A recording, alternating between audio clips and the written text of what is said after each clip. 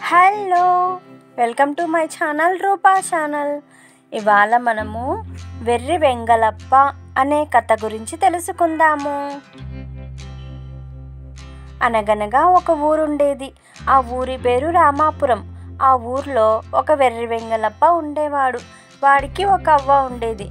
అవ్వకి మనవడంటే చాలా ఇష్టం. మనవడికి అవ్వ అంటే చాలా ఇష్టం. ఒకసారి అవ్వకి బాగా జ్వరం వచ్చింది. చాలా రోజులుగా అలాగే ఉంది. అప్పుడు మనవడికి చాలా బాధ అయ్యింది. ఎలాగైనా అవ్వ ఆరోగ్యం బాగు చేయించాలి అనుకున్నాడు.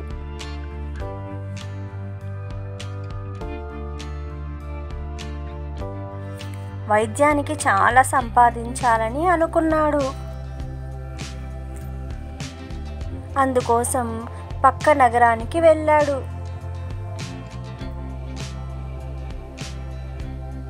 వెంగళప్ప నగరానికి వెళ్ళి అక్కడ ఇక్కడ పనిచేసి ఒక 2 రూపాయలు సంపాదించాడు.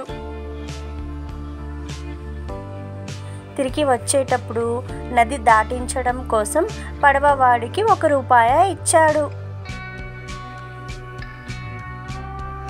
ఇంకొక రూపాయిని చేతిలో పట్టుకుని ఊరికే ఉండకుండా గాలిలోకి ఎగరేయటం మొదలుపెట్టాడు. అట్లా ఎగరేస్తూ అది నదిలో పడిపోయింది. అతనికి చాలా బాధ అయింది.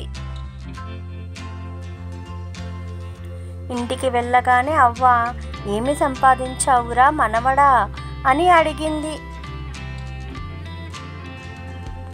నేను 1 రూపాయ పడవవానికి ఇచ్చి 1 రూపాయ ఎగరేసుకుంటూ వస్తుంటే అది నదిలో పడిపోయింది అని చెప్పాడు వెంగళప్ప.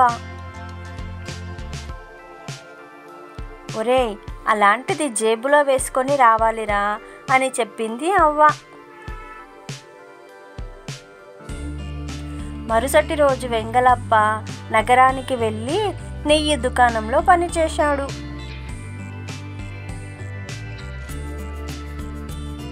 కూలీగా అతనికి కిలో నెయ్యి ఇచ్చాడు దుకాణదారు.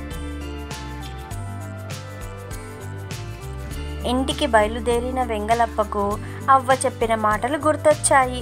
నెయ్యినంతా తన జేబుల్లో కుక్కుకొని బయలుదేరాడు.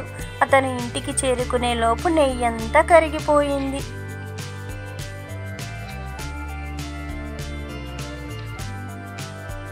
జరిగింది తెలుసుకొని, అలాంటి దాన్ని గిన్నెలో వేసుకొని రావాలిరా నాయనా అని చెప్పింది అవ్వ.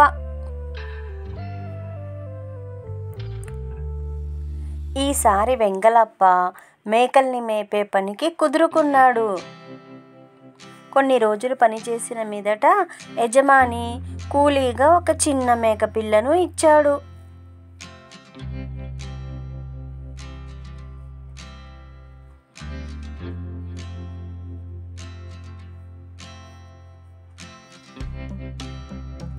మేకపిల్లను ఇంటికి తెద్దామని బయలుదేరిన వెంగళప్పకు అవ్వ చెప్పిన మాటలు గుర్తుకొచ్చాయి. దాన్ని గిన్నెలోకి ఎంత కుక్కినా పట్టలేదు. చివరికి వాడు దాన్ని ఒక గోదంలో వేసుకొని ఇంటికి మోసుకొచ్చాడు. ఇంటికి వచ్చేసరికి మేక చచ్చిపోయింది.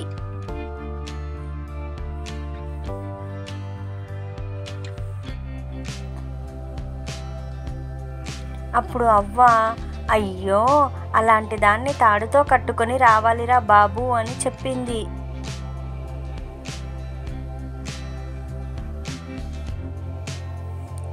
ఈసారి వాడికి ఒక పెద్ద చేప దొరికింది. అవ్వ మాటల్ని గుర్తుంచుకొని వాడు దానికి భద్రంగా ఒక తాడు కట్టి దాన్ని ఇంటి వరకు ఈడ్చుకొని వచ్చాడు.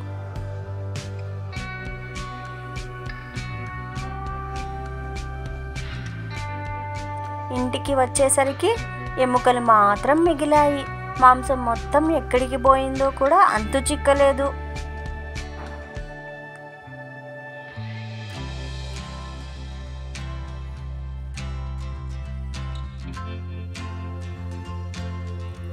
ఓరి బాబు, ఇలాంటి దాన్ని లాక్కురారు నాయనా, ఎత్తుకొని రావాలి అని చెప్పింది అవ్వ. మరుసటి రోజు అతనికి ఒక గాడిద దొరికింది. అవ్వ చెప్పిన సంగతి గుర్తుంచుకొని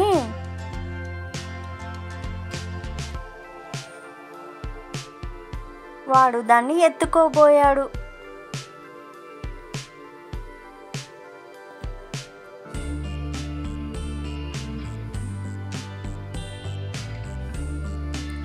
ఉండబట్టలేక అది వాడిని టపా టపామని తన్నుతున్నది.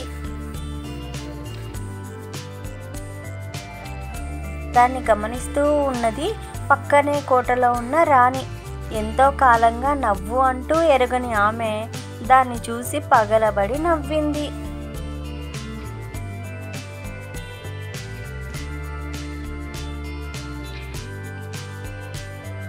అప్పటికే నా భార్యను నవ్వించిన వాళ్లకు పెద్ద బహుమానం ఇస్తాను అని ప్రకటించి ఉన్నాడు రాజు. ఇప్పుడు రాణి అలా పగలబడి నవ్వటాన్ని చూసిన రాజుకు చాలా సంతోషం వేసింది. ఎంత అద్భుతం! ఎప్పుడూ నవ్వని నా రాణి నవ్వింది. ఎవరి వల్ల ఇది సాధ్యమయ్యింది అనుకొని అలా నవ్వించిన వాళ్ళెవరో వెతికి గౌరవంగా పిలుచుకురమ్మని భటులని పంపించారు.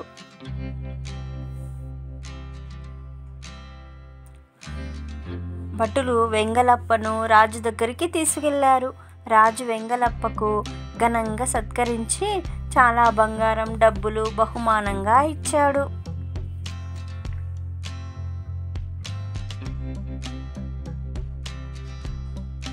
అంతేకాక అతనికి ఆస్థాన విదూషకుడి ఉద్యోగం కూడా ఇచ్చాడు. అలా ధనవంతుడైన వెంగలప్ప అందరినీ నవ్విస్తూ చాలా పేరు తెచ్చుకున్నాడు. నా ఈ చిన్ని ప్రయత్నం మీకు నచ్చినట్లయితే please subscribe my channel. Thank you for watching.